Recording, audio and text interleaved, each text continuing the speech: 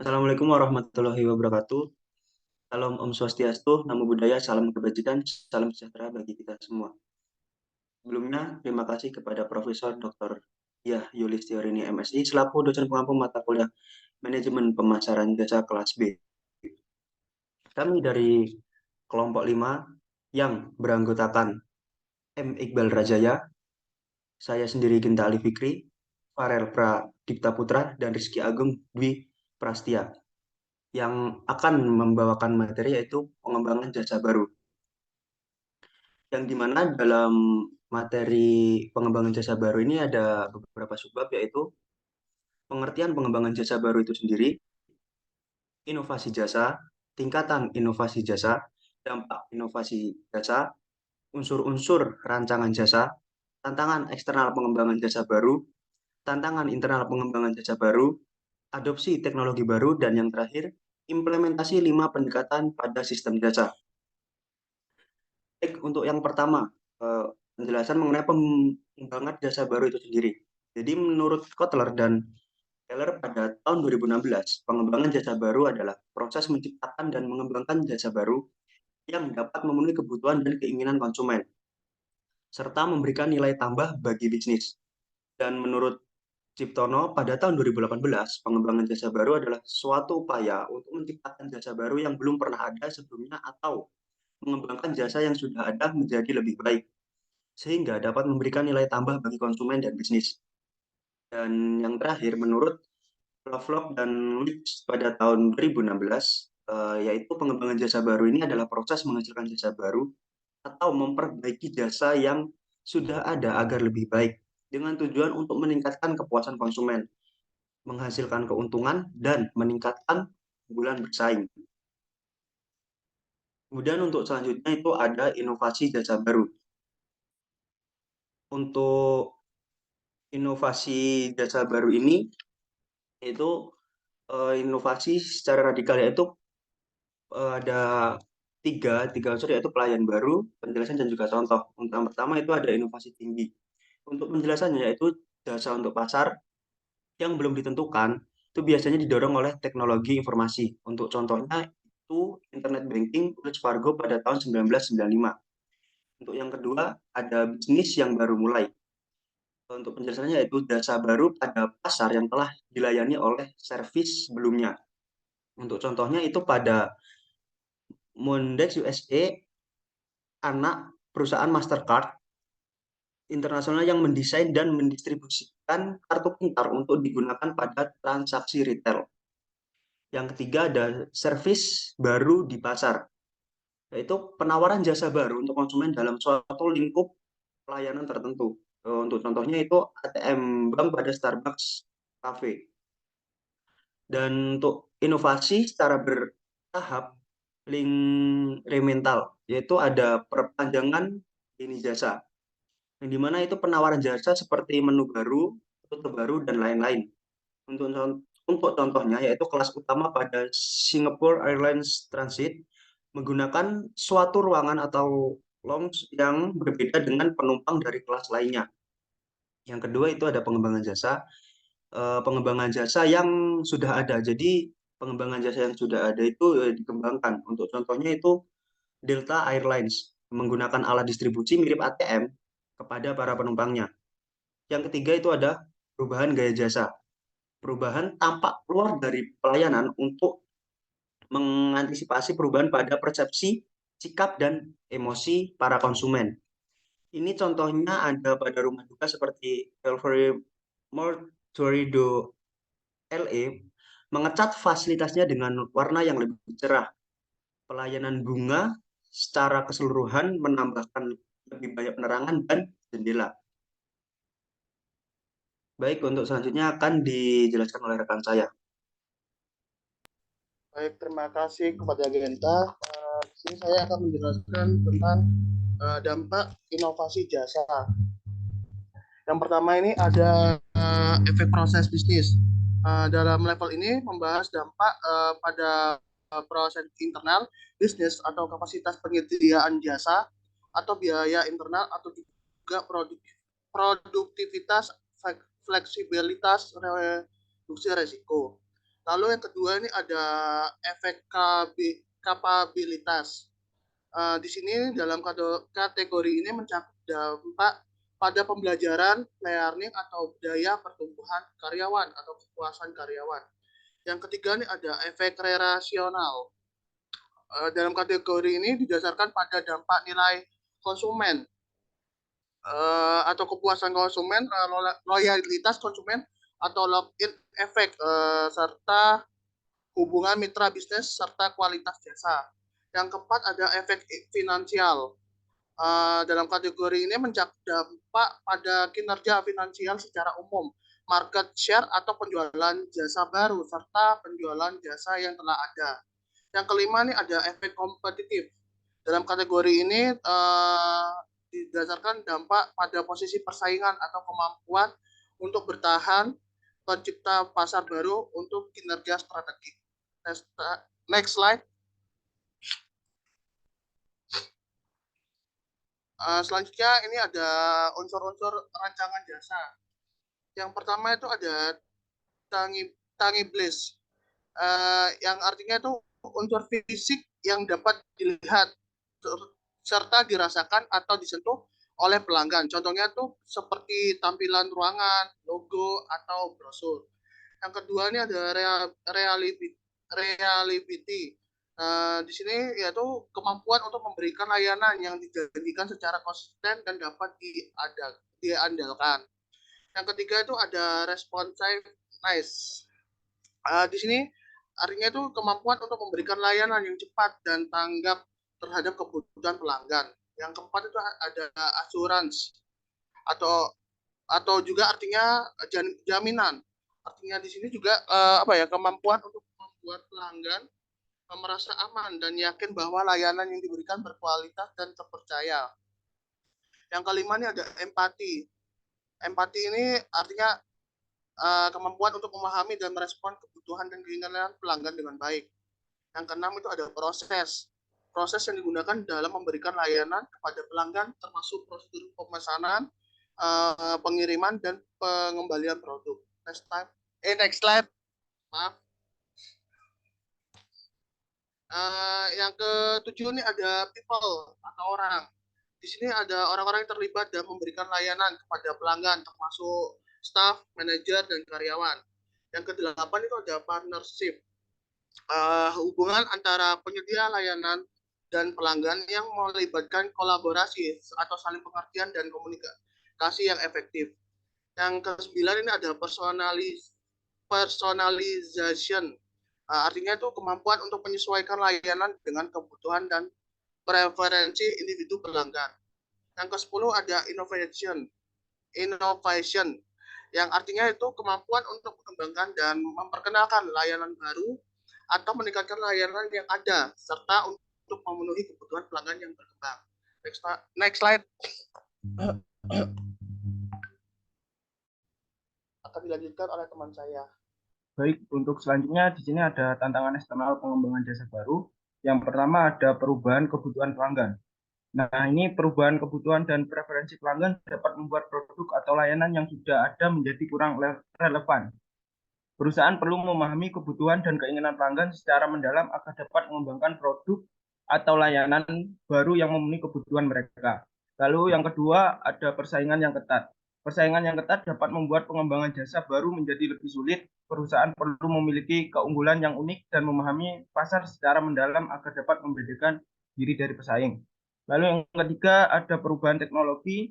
Perubahan teknologi ini dapat mempengaruhi pengembangan jasa baru dengan memperkenalkan teknologi baru yang dapat membuat produk atau layanan yang sudah ada menjadi usang. Perusahaan perlu memantau tren teknologi dan memperbarui produk dan layanan mereka sesuai dengan perkembangan teknologi terbaru. Yang keempat, peraturan dan kebijakan pemerintah. Peraturan dan kebijakan pemerintah dapat membatasi atau mempengaruhi pengembangan jasa baru. Perusahaan perlu memahami peraturan dan kebijakan terkait produk atau layanan baru yang akan dikembangkan dan memastikan bahwa produk atau layanan tersebut memenuhi standar yang ditetapkan oleh pemerintah. Lalu yang kelima, perubahan ekonomi. Perubahan ekonomi ini seperti kenaikan harga bahan baku atau fluktuasi nilai tukar dapat mempengaruhi biaya pengembangan jasa baru. Perusahaan perlu memperhitungkan faktor-faktor ekonomi dan menyesuaikan rencana pengembangan mereka sesuai dengan kondisi ekonomi yang ada. Lalu yang terakhir, tantangan lingkungan. Tantangan lingkungan seperti perubahan iklim dan keberlanjutan dapat mempengaruhi pengembangan jasa baru. Perusahaan perlu mempertimbangkan dampak lingkungan dari produk atau layanan yang mereka kembangkan dan memastikan bahwa mereka memenuhi standar lingkungan yang ditetapkan. Bisa di next. Nah, selanjutnya tantangan internal pengembangan jasa baru. Yang pertama, keterbatasan sumber daya. Pengembangan jasa baru memerlukan sumber daya seperti waktu, usaha, dan tenaga kerja. Keterbatasan sumber daya dapat menghambat kemampuan perusahaan untuk mengembangkan produk atau layanan baru. Lalu yang kedua, kurangnya keahlian khusus. Pengembangan jasa baru memerlukan keahlian khusus dalam berbagai bidang seperti penelitian pasar, pengembangan produk, dan pemasaran. Kurangnya keahlian khusus dalam satu atau lebih bidang tersebut dapat menghambat pengembangan jasa baru. Lalu yang ketiga, kurangnya komunikasi internal. Kurangnya komunikasi internal antara tim pengembangan jasa baru dan departemen lain dalam perusahaan dapat menyebabkan terjadinya kekacauan dan tidak sinkronnya rencana pengembangan jasa baru dengan strategi perusahaan. Lalu yang keempat, tidak adanya rencana strategis yang jelas. Tidak adanya rencana strategis yang jelas dapat mengakibatkan pengembangan jasa baru tidak sesuai dengan visi dan misi perusahaan. Lalu yang kelima, kurangnya pengalaman. Pengembangan jasa baru dapat menghadirkan tantangan yang baru dan kompleks bagi perusahaan. Kurangnya pengalaman dalam mengembangkan jasa baru dapat menghambat kemampuan perusahaan untuk mengembangkan produk atau layanan baru. Lalu yang keenam, keterbatasan inovasi. Keterbatasan inovasi ini dapat membuat perusahaan sulit untuk mengembangkan produk atau layanan yang inovatif dan unik. Lalu yang terakhir, yang ketujuh, budaya perusahaan yang tidak mendukung inovasi.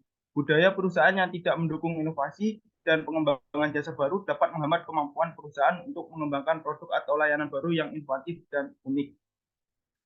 Next. Selanjutnya saya serahkan kepada rekan saya. Baik, yang selanjutnya yaitu teknologi baru. Adopsi teknologi baru. Menurut pengalaman Robert Raduk dalam melakukan instalasi sistem komputer baru atau sistem teknologi baru, terdapat 10 langkah yang harus dilakukan untuk manajemen proses adopsi teknologi baru. Untuk proses-prosesnya sendiri ada 10. Untuk yang pertama yaitu ada pendidikan dan orientasi manajer senior. Hal ini supaya mencari sumber dari manajer senior agar mencari sumber dari teknologi-teknologi baru dengan cara menghadiri simposium, pameran-pameran, serta menghubungi pemakai yang telah mengimplementasikan teknologi baru tersebut untuk menanyakan pendapat mereka. Kemudian yang kedua ada analisis kemungkinan-kemungkinan dalam teknologi, seperti mencakup riset mengenai kelebihan, biaya dan kesempatan-kesempatan yang ada bila teknologi tersebut diimplementasikan nantinya. Kemudian yang ketiga ada analisis kebutuhan. Ini bisa dilakukan seperti studi mengenai perangkat lunak dan perangkat keras yang dibutuhkan. Kemudian yang keempat ada identifikasi spesifikasi fungsional, seperti mencakup segala aspek seperti karakteristik perangkat lunak, termasuk apa input dan outputnya, kemudian operator dan tipe peralatan yang dipakai. Kemudian sebaiknya hal ini dijabarkan cara penggunanya menggunakan bahasa Indonesia atau bahasa non-teknis agar dapat mudah diserap oleh berbagai lini organisasi. Kemudian yang kelima ada identifikasi spesifikasi desain. Seperti buat suatu desain engineering yang spesifik beserta input dari pemakai, baik konsumen dan karyawan untuk menyewa dan mengevaluasi tingkat luas, tingkat efektivitas dan antar muka sistem yang akan diimplementasikan. Keenam, perencanaan implementasi menggunakan teknik perencanaan proyek seperti Microsoft Project. Kemudian dikembangkan rencana implementasinya yang detail dan harus mencakup segala aspek yang ada. Kemudian yang ketujuh ada pemilihan alat dan pembuatan komitmen kontrak pembelian alat. Jadi ditentukan kapan alat itu dibeli dan kontrak apa saja yang ketika pemilihan dan pembuatan kontrak pembelian alat tersebut. Kemudian yang Kedelapan ada implementasi. Maksudnya di sini yaitu siapkan proses implementasi dan siapkan laporan mengenai kelemahan dan kelebihan utilisasi teknologi baru pada kelebihan utilisasi pada manajemen senior. Kemudian yang ke-9 yaitu pengetesan teknologi. Sebelum memulai implementasi besar-besaran, lakukan dulu pengetesan di lingkup lingkungan yang tertutup. Jadi closed loop atau coba di salah satu cabang perusahaan terlebih dahulu. Lakukan juga sederetan tes-tes yang perlu dilakukan untuk mengevaluasi kemampuan sistem untuk merespon permintaan yang telah diantisipasi. Jadi sebelum kita melakukan implementasi secara besar-besaran, kita melakukan itu dalam hal yang tertutup terkecil untuk menutup kemungkinan yang nantinya tidak diinginkan apabila itu terjadi. Kemudian yang terakhir yaitu ada analisis hasil akhir, bandingkan apa saja yang diharapkan dengan apa yang tercapai, kemudian identifikasi lagi keunggulan-keunggulan kompetitif yang mungkin ada. Next. Untuk selanjutnya ada 5 macam pendekatan yang dapat diterapkan dalam rangka mendesain suatu sistem jasa. Ini diambil dari buku Fitzsimons pada tahun 1994 pada halaman 79. Yang pertama itu ada jasa personal atau personalized service. Pendekatan ini didasari dengan keyakinan bahwa jasa merupakan sesuatu yang sifatnya personal. Artinya dilakukan oleh individu tertentu dan ditunjukkan kepada individu lainnya sehingga setiap pelanggan harus dilayani secara personal sesuai kebutuhan masing-masing. Kemudian yang kedua ada lini produksi. Melalui pendekatan ini, jasa secara rutin disediakan dalam lingkungan yang terkendali untuk menjamin konsistensi, kualitas, dan efisiensi operasi. Ada beberapa karakteristik yang menunjang keberhasilan pendekatan lini produksi ini, yaitu salah satu yaitu yang pertama ada adanya keterbatasan karyawan dalam hal kebebasan bertindak, kemudian adanya pembagian kerja atau division of labor, kemudian yang ketiga ada menggantikan sumber daya manusia dengan teknologi tertentu, kemudian yang terakhir standarisasi jasa itu sendiri. Kemudian pendekatan yang ketiga yaitu ada memisahkan operasi kontak tinggi dan operasi tanpa kontak langsung dengan pelanggan.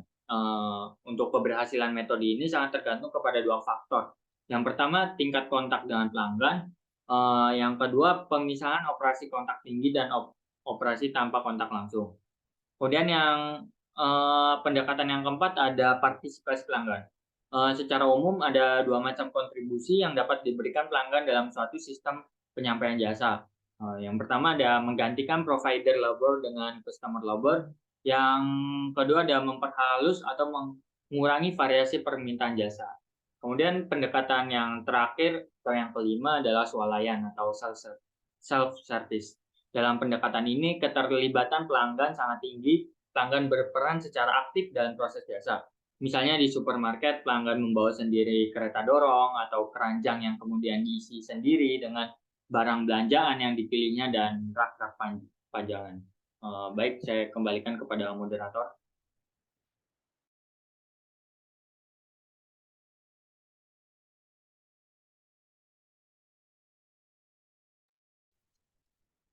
Baik, itu tadi presentasi dari kita kelompok 5 yaitu terkait dengan pengembangan jasa baru.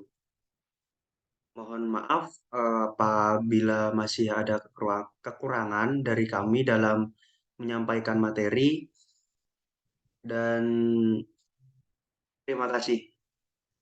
Ya.